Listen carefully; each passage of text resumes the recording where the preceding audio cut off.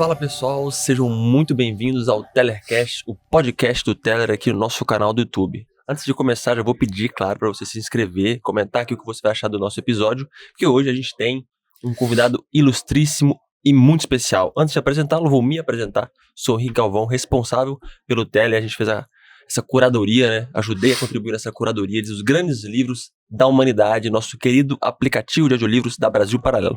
E hoje estou aqui com Murilo Frizanco, professor de filosofia, terapeuta, enfim, vou pedir para ele se apresentar melhor. Murilo, muito obrigado por aceitar o nosso convite e estar aqui com a gente nessa tarde. Eu agradeço muito a oportunidade, Henrique. Uma alegria estar aqui com vocês. Maravilha. Né? Bom, eu sou Murilo Frizanco, sou terapeuta, especialista em regulação emocional e também professor na área de filosofia. Tenho dado cursos ao longo de muitos anos, né, voltado a essa área de filosofia clássica, a questão das virtudes, e também essa área da personalidade, né? Show. Você é sócio na editora Companhia de Jesus, correto? Sim, sim. Ah, maravilha. Então, a editora Companhia de Jesus tem 3 livros do Teller e, inclusive, o Murilo é autor dos 3 livros.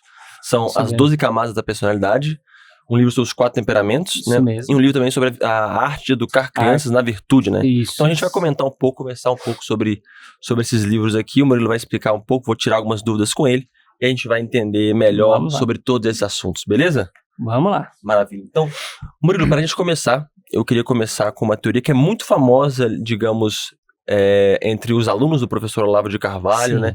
Tem um pessoal mais à direita também, tudo que é a teoria das 12 camadas da personalidade humana. Então eu queria que você explicasse um pouco pra gente como funcionam essas camadas, né? Claro. Muito se compara às vezes uma cebola que a gente vai tirando, e as pessoas, né, vão se amadurecendo. O que é isso, as motivações, as dores de cada camada? Explica um pouco pra gente qual é esse mapa, essa teoria que foi desenvolvida pelo professor Olavo. Vamos lá, né? A ideia da teoria das camadas da personalidade é a gente fazer um mapa descritivo, assim, né? Fazer uma descrição da personalidade como um todo. Porque hoje, quando você vai em qualquer ramo da psicologia, qualquer escola, tudo mais, você tem uma tendência ao reducionismo, né? Então, um explica, o ser humano vai só na linha da emoção, né?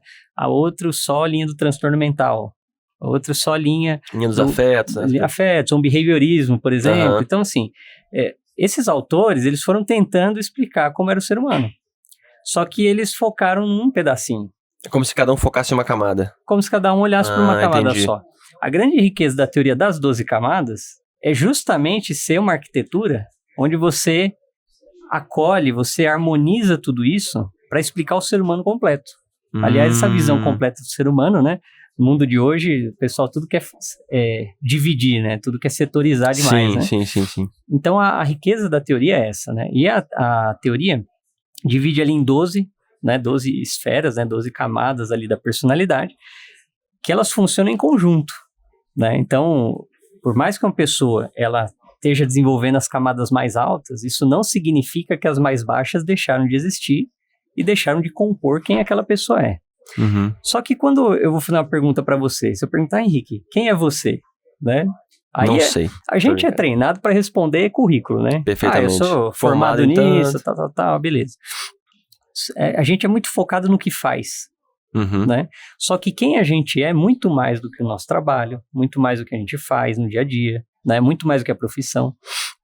Então, ali nas camadas, você tem todo um roteiro como que 12 narrativas. Porque o jeito certo de responder quem a gente é, se eu falar assim, por exemplo, vamos pensar a primeira camada ali, né? A primeira camada é aquele desejo de ser de uma certa maneira. É nela que ficam os temperamentos, é nela que se descreve o elemento. É nela que fica também aquela questão da astrocaracterologia. Astrocaracterologia. Também o masculino e o feminino fica lá. Né? Então, só que se eu disser assim, quem é o Murilo? O Murilo é homem. Isso me iguala a 50% da população mundial, não me diferencia de ninguém. Então a personalidade ela não é um elemento. Ela é um conjunto de coisas que vão se construindo, que vai compondo quem você é. Você no livro, pelo que eu me lembro também, comenta sobre a linha, né? É no livro que você comenta ou em outro livro? Da linha que vai conduzindo, da agulha, exatamente. Exato. Comenta um pouco sobre essa analogia aí. Essa é a ideia da narrativa, né? Quando você vai dizer quem você é, imagina que as agulhas são as faculdades da sua alma, né? Sua inteligência, seus afetos, né? Concupiscível, irascível, que é toda essa região afetiva na psicologia humana. E E essas ferramentas é o que você vai usar para interagir com o mundo. Uhum. Então pensa assim, o mundo é como se fosse o pano ali que você vai bordar. Uhum. As agulhas são essas suas faculdades da sua psicologia que faz você interagir com o mundo. Quem é você, a sua história e a sua biografia, né, a sua personalidade, vai ser justamente a costura entre como você interage com o mundo. Por isso a resposta quem é você é uma resposta narrativa, não uma resposta filosófica, né? É uma resposta narrativa. Como eu faço a minha história? E você faz usando as agulhas, né? Usando as faculdades da alma. E aí dentro das 12 camadas, você tem 6 faculdades ali principais, na verdade 7, né?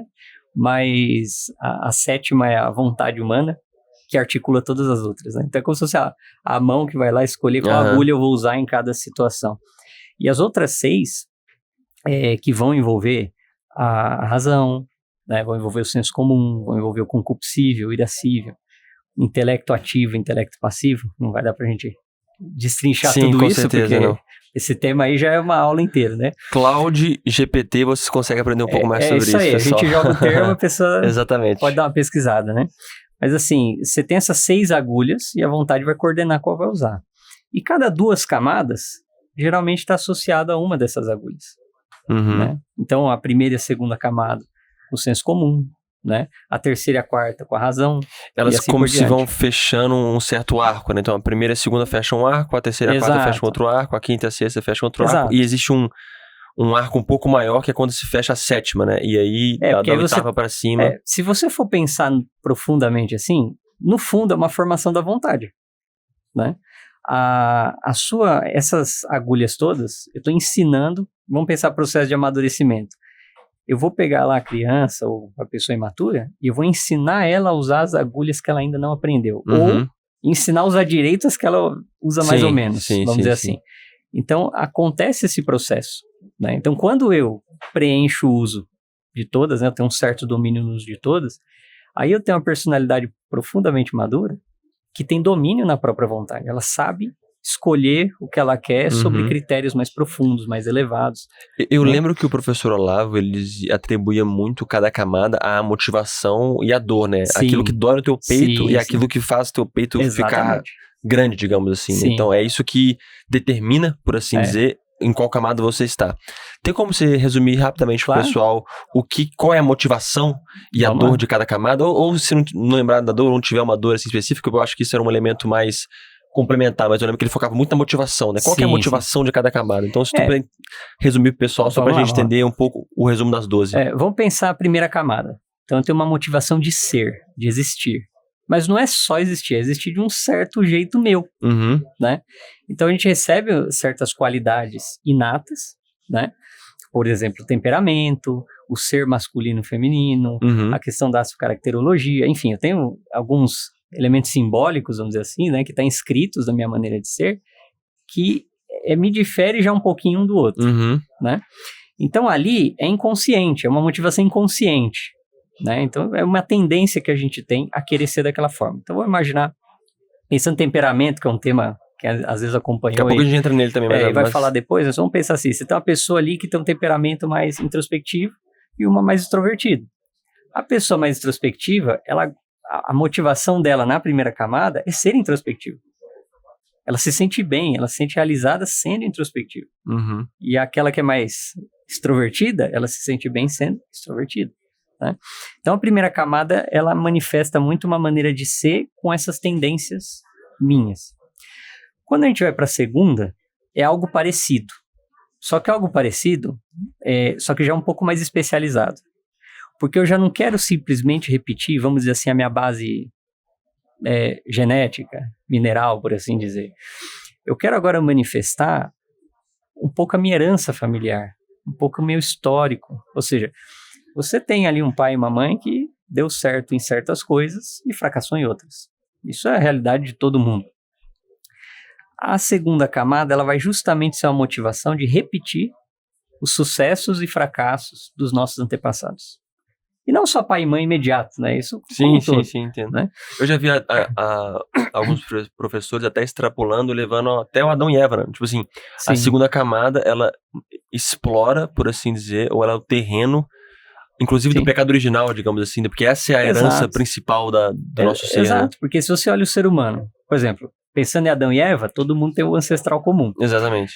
O que acontece? Todo mundo tem a tendência do mesmo erro e o mesmo fracasso que eles fizeram lá. Só que ao mesmo tempo, veja só, Adão e Eva pecaram e errou, tudo bem. Só que depois eles se arrependeram. Sim. E voltaram atrás. E começaram a voltar para a virtude. Também nós carregamos essa tendência de voltar para a virtude. É interessante isso. Perfeito. Tem o lado negativo, o fracasso, mas tem o sucesso que eles fizeram. Pô, erramos. Vamos voltar atrás. Sim. Né? Muito bom. Então é um elemento que mostra isso. Todo mundo sente isso pulsar dentro de si, essa tendência. As duas forças, vamos dizer assim, né? Que são heranças aí de Adão e Eva, de tendências, né? Uhum. Então essa segunda. Quando a gente olha para a terceira, por exemplo, ali a motivação principal é aprender. Né? Então, lógico, o sofrimento vai estar relacionado ao quê? Pô, eu não consigo entender as coisas. Então, é uma camada muito evidente na criança pequena. Onde a criança pequena vai ficar mexendo nas coisas, que ela vê um microfone desse, não, deixa eu cutucar, deixa eu fazer isso. Para que ela está fazendo isso? Medindo o mundo, né? Porque ela vai medir o mundo. Ela fala assim, eu estou tentando entender qual é a engenharia, qual é o funcionamento, o padrão que existe no mundo fora de mim, para que eu possa, então, descobrir isso. E ela não quer fazer nada com isso. Diferente da pessoa mais madura, que ela quer descobrir, vai fazer uma faculdade, por exemplo, um curso, você quer descobrir algo para manipular aquilo. Profissionalmente, né, vender um produto, sei lá, enfim. A criança não, ela quer aprender por aprender. Se não servir para nada, valeu a pena, né?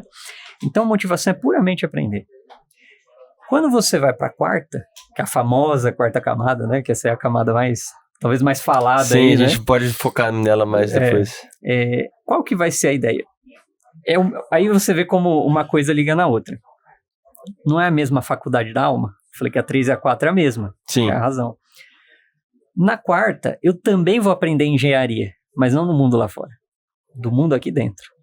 Eu vou aprender a calcular os padrões de como eu me sinto, de como eu reajo interiormente, principalmente no âmbito emocional, em relação a esse mundo externo, na medida que eu interajo com ele. Uhum. Por isso que vai entrar aquela questão que a busca é o afeto, eu quero aprovação, eu quero me sentir amado. Quando se sente rejeitado, pronto, é a maior dor ali para a pessoa que só sabe trabalhar com essa agulha, né? Aí entra o drama, que depois a gente vai conversar, que a quarta camada aí tem uma grande quantidade de pessoas que prendeu aí. Quando a gente vai para a quinta, a gente está falando aqui já um desejo de vitória, né? Aquele desejo do adolescente. Eu sempre gosto de exemplificar. Claro que é um exemplo de vício. É um exemplo de vício manifestado na quinta camada. Mas o bullying é isso. Não serve para nada. Mas por que o adolescente faz o bullying? Só mostra força ali, né? Ele mostra força. Ele humilha o outro e ele se sente bem. Ele fala, pô, eu ganhei do outro. Sou mais forte que o colega ali na escola.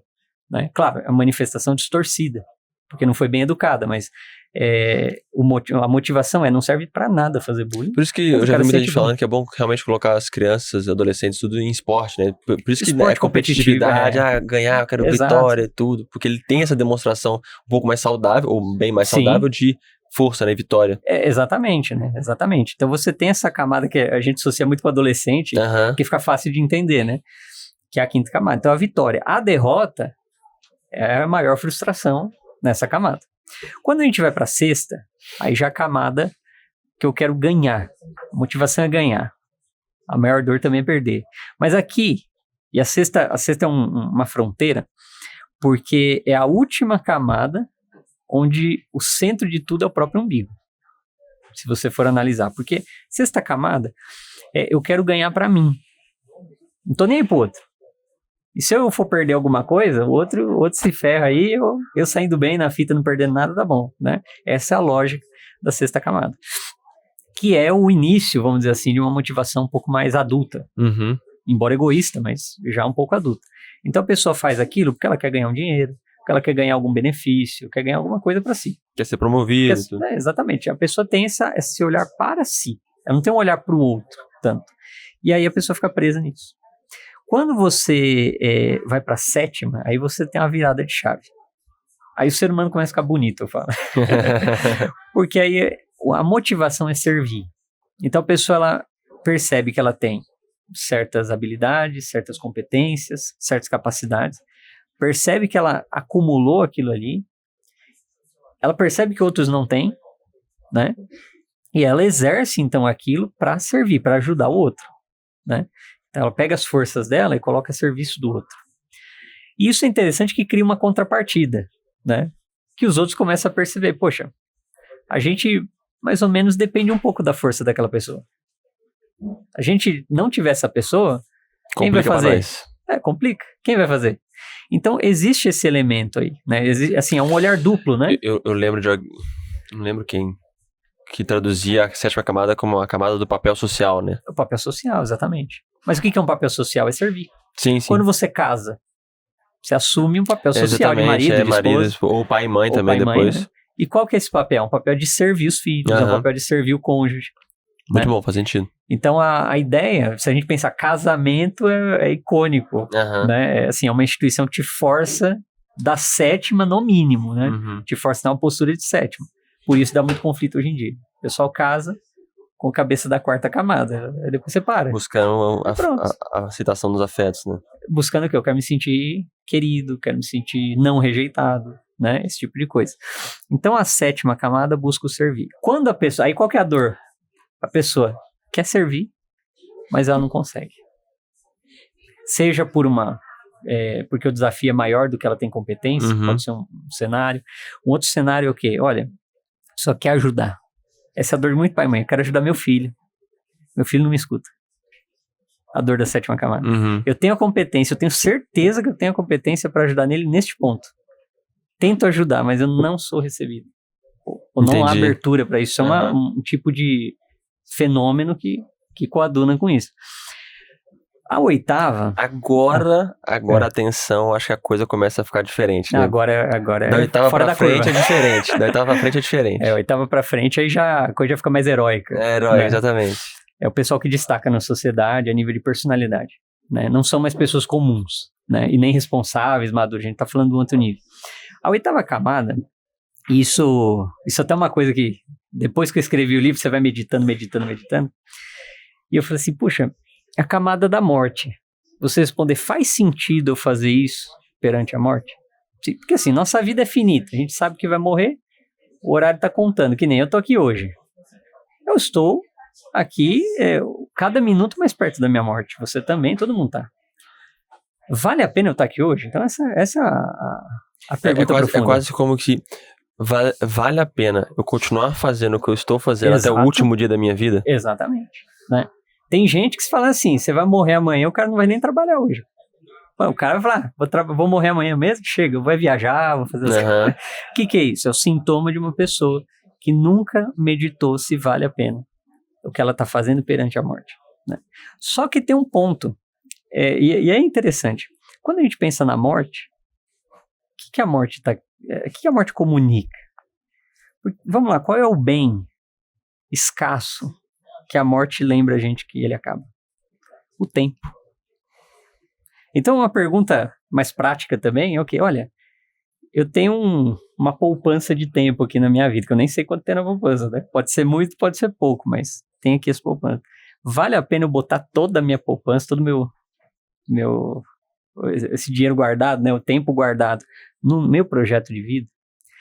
E aí entra o senso de missão. E olha que interessante, quando a gente pensa sétima e oitava camada, é a mesma faculdade. A sétima, ela tem esse papel social. A oitava, ela transcende o papel social. Porque a pessoa de sétima camada, eu sou professor. Se ela não puder mais ser professor, ela frustra. A oitava é o seguinte, não é sobre ser professor, é sobre a minha missão de vida, ou seja, a minha prioridade de investir meu tempo ser ensinar. Se for como professor, bom. Se não for como professor, não tem problema. Se eu bater papo no elevador, eu vou ensinar e vou ser uma pessoa realizada. Entendi. Então, transcendo. Todas as camadas é uma coisa interessante, se você prestar atenção. A camada anterior, ela é transcendida pela próxima. Ela é quase como que sacrificada pela próxima, né? O papel social é importante, tá bom. Para você assumir o papel social, sacrifica o ganho. Porque às vezes você vai trabalhar de graça, às vezes você vai servir sem retorno. Mas para você ter uma missão de vida, você não pode ficar preso em papel social. Senão você está mantendo seu olhar baixo sobre si mesmo. Então, é muito sobre o tempo. A gente fala sobre a morte, mas a morte é o fim do tempo que a gente tem. Por isso que é a última camada que vai, vamos assim, parar nessa vida de forma mais externa, né? Quando eu vou para a nona, a gente já está falando da verdade como motivação. Só que não é... A verdade não é buscar, sei lá, a fofoca do jornal que aconteceu ali e tal. Uma verdade factual, meramente. Uma verdade factual. Aliás, isso não é... Isso é uma informação. Informação imaginária. Quando eu falo... Desculpa, só te interrompendo, tem uma frase que eu gosto muito do Jordan Peterson, que ele diz o seguinte: aquilo que é importante só por uma semana não é importante de maneira nenhuma. Exato. Eu acho muito da hora isso, sabe? O cara é forte, porque se pensa nas notícias do dia, e o procurador tal é eleito. Cara, daqui 2 anos ninguém vai saber quem é esse cara, entendeu? Então, não vai. Vale, de fato, considerar essas coisas. O que a gente guarda no coração e se preocupa verdadeiramente, né? Porque eu lembro quando eu ouvi essa frase, eu falei, cara, faz muito sentido. Aquilo que só é importante por uma semana não é importante de maneira nenhuma, né? Mas enfim, foi só Não, mas é excelente colocação, não podia ser melhor. E de fato é isso, né? Porque assim, quando eu falo nona camada, a gente já mudou de faculdade aqui, mudou a agulha. Estou falando do intelecto ativo. A inteligência humana, o que ela percebe mesmo, não é o campo imaginário. A imaginação, a notícia é imaginação. Você fecha o olho, você consegue imaginar. Foi preso um bandido. Você fecha o olho, você imagina o bandido sendo preso. Você vê uma notícia assim, aconteceu um acidente, né? Que hoje em dia é tudo notícia ruim. Pois é. Aconteceu um acidente, você fecha o olho, você imagina o filminho do acidente acontecendo. Isso é um campo mais baixo do conhecimento. Quando a gente fala que verdade é aquilo que não muda, que é perene. Eu posso conhecer isso há 2.000, 3.000, 4.000 anos atrás e 4.000 anos depois vai ser a mesma coisa. Ela vai valer ainda. Como a gente tem, eu acho que o mais fácil de ver é na matemática, né? Quadrado tem 4 lados, não importa a época que você esteja, entendeu? Sim. Vai ter 4 lados. Se não tem 4 lados, não é quadrado, isso é uma verdade perene, né? Agora, olha que interessante. A inteligência percebe esse tipo de verdade abstrata. Então, quando eu falo de verdade, eu estou falando de uma percepção da estrutura da realidade. A estrutura permanente da realidade, né? Aí, entre os grandes, por exemplo, filósofos, né? Um Aristóteles, um Platão.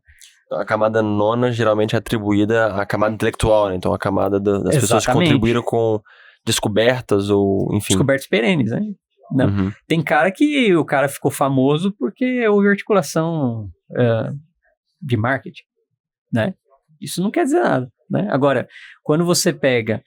É interessante a música clássica, por exemplo. Você tem ali estruturas de composição baseadas em elementos muito altos.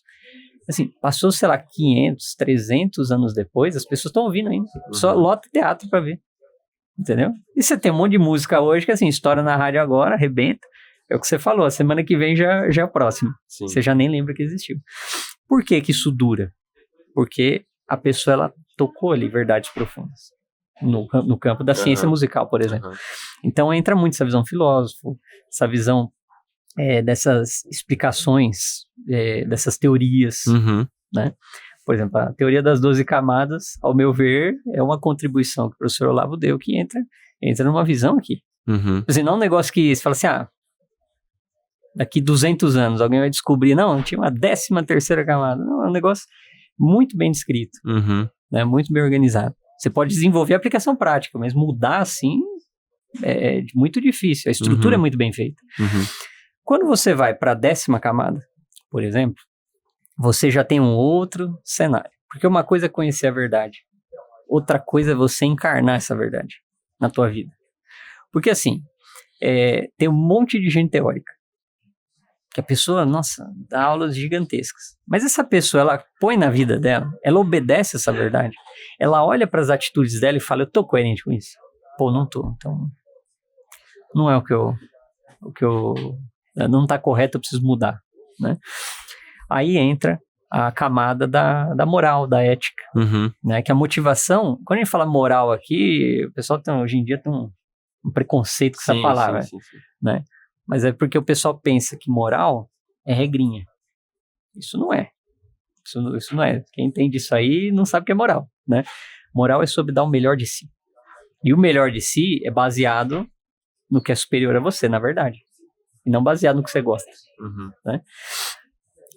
Porque se você fizer só do jeito que você gosta, você vai ser uma pessoa medíocre. Você nunca vai ser ninguém extraordinário. Quando você vai para a próxima, que aí também muda novamente de agulha. A camada do Romário. Que é a 11, tô brincando. A camada 11, você tem uma analogia com a sétima, né? Porque aí não é papel social, é um papel histórico. Né? E uma reflexão também que eu fui percebendo da camada 11 é o seguinte. Bom, a gente exerce um papel histórico. Querendo ou não, todo mundo exerce. Né? Se você tem um filho, se você falou uma palavra nesse mundo, daqui 500 anos tem consequências acontecendo, porque na teia de causas e efeitos, a tua palavra ali na vida da pessoa tal, pode ter mudado alguma decisão dela, que vai reverberar pela história. Só que assim, a gente faz isso por acidente, não com consciência. A gente não faz isso com consciência. E quando você pega esse olhar com consciência, aí sim você tem um papel ali histórico. Isso acontece muito. Você fala assim, tá, mas na prática, como é que isso acontece? Assim, me parece que o ponto mais evidente que isso acontece é pelo ensino. Uma coisa que eu já experimentei na vida, dando aula, e tem pessoas que eu ensino há muitos anos, mais de uma década, dando curso permanente, né? A gente sempre refletindo, evoluindo pensamentos e tal. O que acontece? Eu já tive a experiência de sentir essa força. Do que, num momento, com menos conhecimento, eu falei, olha, me parece com toda sinceridade que o ideal, o correto é isso aqui. E aí depois eu descobri, tendo acesso a um pensador mais profundo, algum livro, eu falei, opa, isso aqui tá errado. E aí eu fui ensinar de volta. Eu fui ensinar, vamos dizer assim, o corrigido ou o aprofundado, o pensamento mais amadurecido, para as pessoas que eu mesmo tinha ensinado e que confiam em mim. E eu enfrentei resistência. Ou seja, eu estava lutando contra o meu próprio ensino anterior. Para você ver a força que tem quando a gente ensina. Que legal, assim, curioso isso. Foi eu contra eu mesmo. Né? E não foi no sentido assim, você está se contradizendo. Não, eu estou convicto do que você fala. Porque tinha lógica, tinha argumentação e tal, isso aqui. Então assim, eu falei, nossa, a força de ensinar é tão grande e ela dura tanto tempo que quando eu fui revisitar assuntos de anos atrás, que eu tinha ensinado para as pessoas, eu enfrentei resistência com o meu próprio argumento. E veja, a pessoa que te falou tá te falando, muda o pensamento. Tá mais ou menos isso aí. Então, em tese, a confiança é o quê? Não, o Murilo tá falando, eu confio nele. Não, eles não confiaram em mim. Num primeiro momento, eles confiaram mais no que eu ensinei do que na pessoa. Olha que interessante. É curioso, lembrei agora da etimologia da palavra ensino. Porque, pelo que eu me lembro, ensino vem de insígnia. Insígnia no sentido de sinal.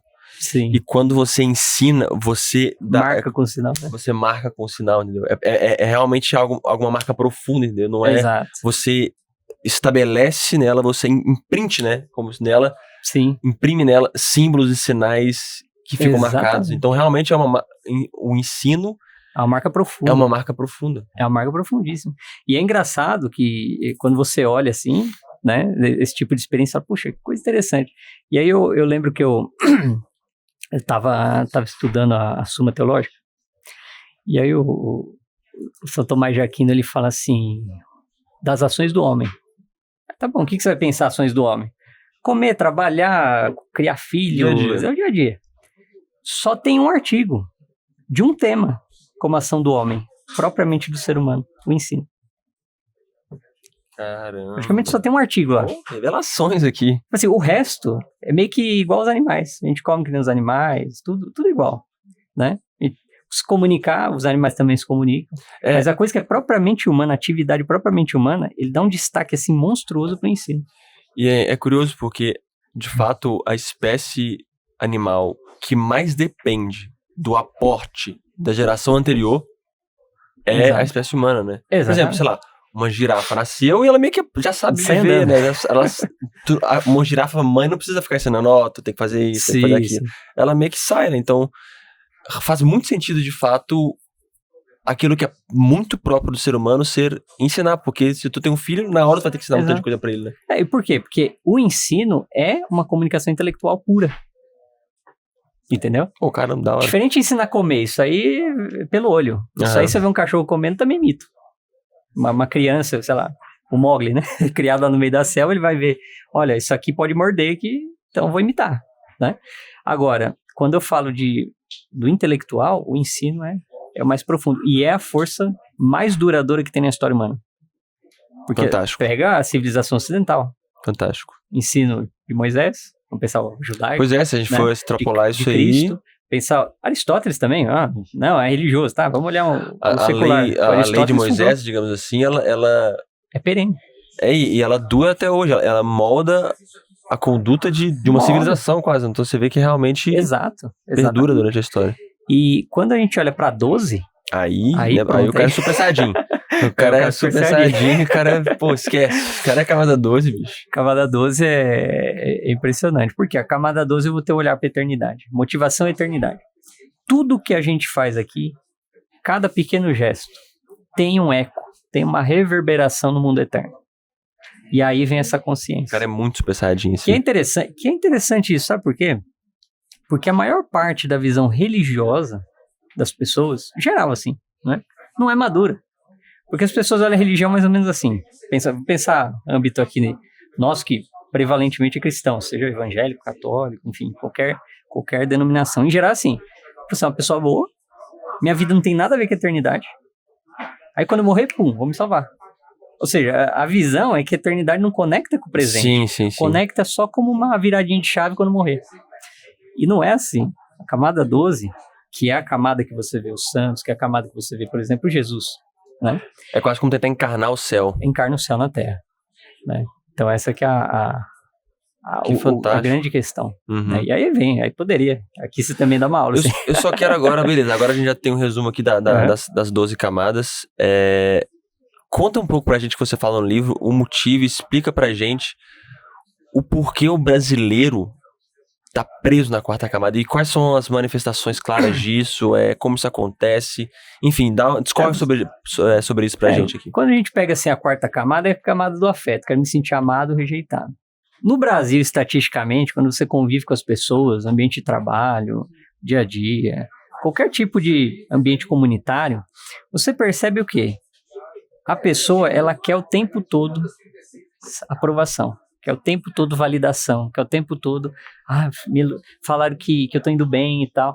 Veja, não porque ela quer uma confirmação de que um dado que fala, não, realmente meu trabalho foi bem feito. Um feedback honesto. Não, ela não quer, não.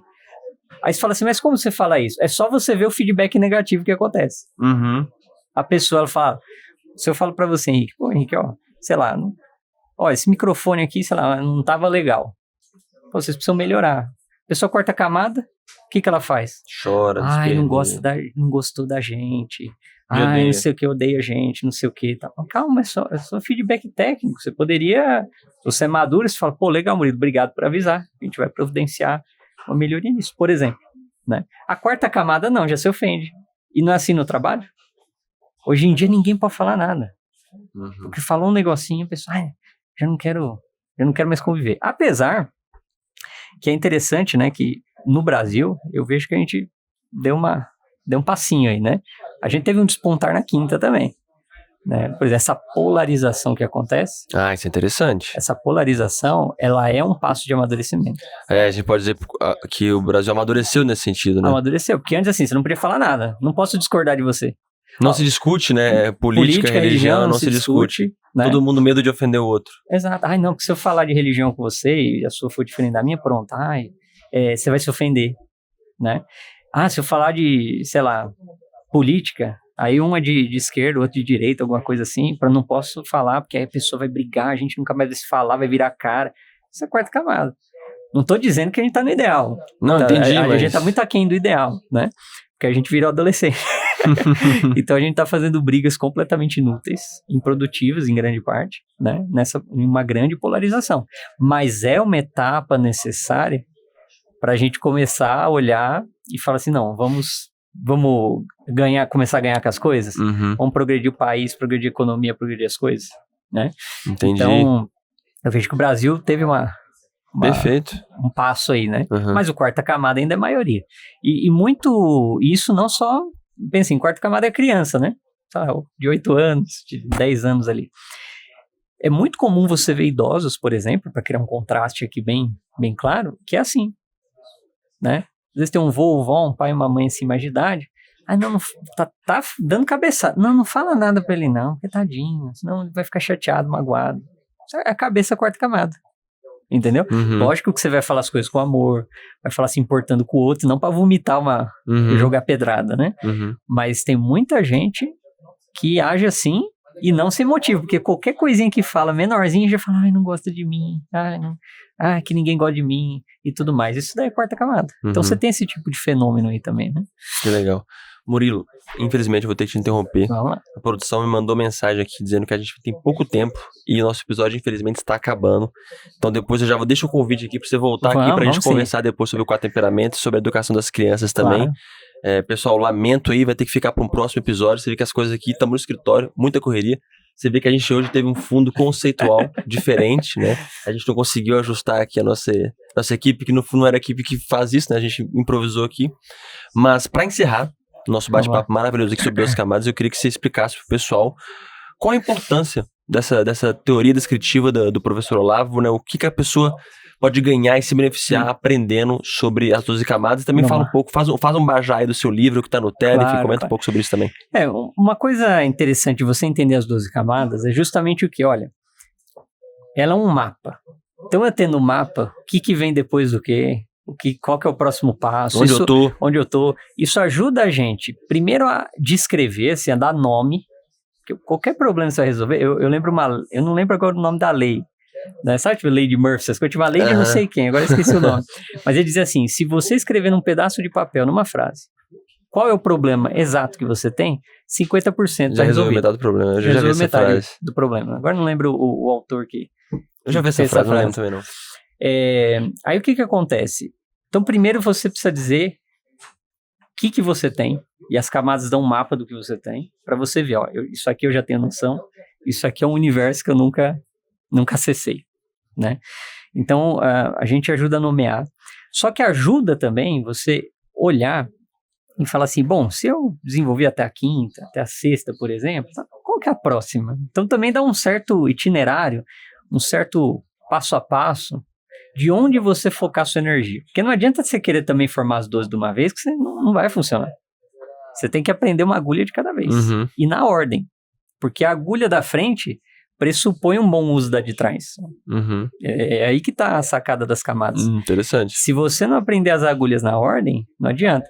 Eu vi isso muito acontecer o quê? Pessoas foram muito para a vida intelectual, que agora vamos ler livro e tal, não sei o quê. Mas a pessoa é quarta camada. Ela estuda o negócio, ela fica, eu não consigo viver isso aqui perfeitamente de imediato. Estou sendo rejeitado. A pessoa adoece. Né? Ou gente que está lá na vida intelectual e não consegue produzir nada com aquilo. Porque não desenvolveu a sexta, a sétima camada. Né? Então você tem, quando dá o buraco, você até consegue usar um pouco a agulha de cima, mas fica mal usado. Né? E você não articula aquilo direito. Então tem esse primeiro ponto descritivo e o segundo ponto também como itinerário, que vai te mostrando o que você vai investindo força em cada momento, né? Que maravilha. Então, desculpa, pode ir. E do livro, né? O livro aí das 12 camadas, tá no Teller, né? Quem isso aí, tá aí nos acompanhando, assina o Teller.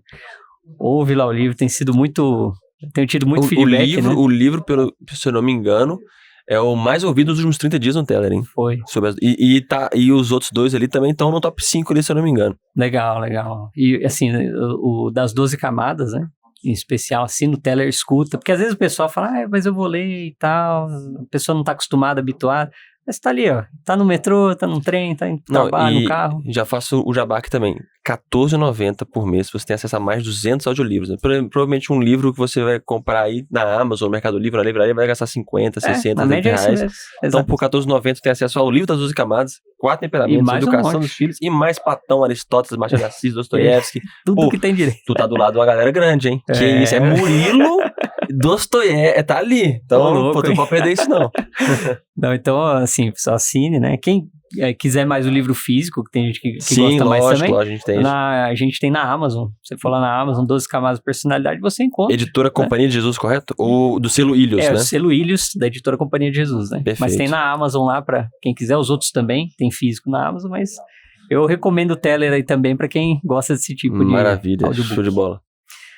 Murilo, muitíssimo obrigado por ter aceitado o nosso convite. Já estendo o convite para você voltar aqui, a gente marca outro dia para a gente falar dos 4 temperamentos, da educação dos filhos também. E muito obrigado pela sua companhia nessa sexta-feira gelada aqui em São Paulo. Pessoal, muito obrigado por acompanharem nosso episódio aqui do Tellercast. Estive aqui com o Murilo Frisanco, a gente comentou um pouco sobre as 12 camadas, né? Então, claro, não pode esquecer, curta, comenta, compartilha, manda pro coleguinha, assine o Teller e escute esse grande livro que a gente tem no Teller, As 12 Camadas da Personalidade, com o Murilo Frisanco. Beleza, pessoal? Muito obrigado e até mais. Muito obrigado aí.